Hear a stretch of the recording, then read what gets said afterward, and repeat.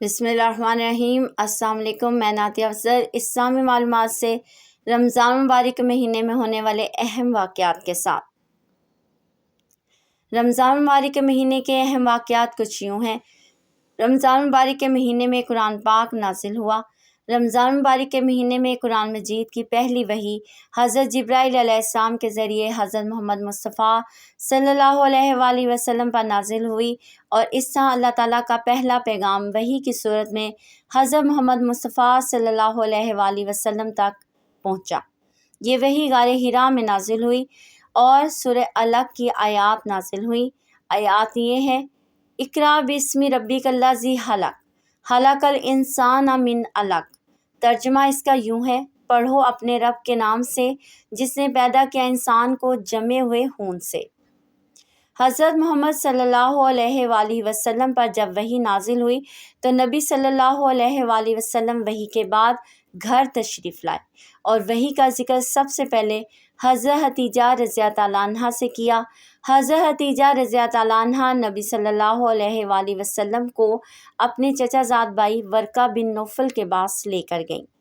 2 ہجری 17 رمضان مبارک جمعہ کا بابرکت دن تھا جب غزوہ بدر ہوئی۔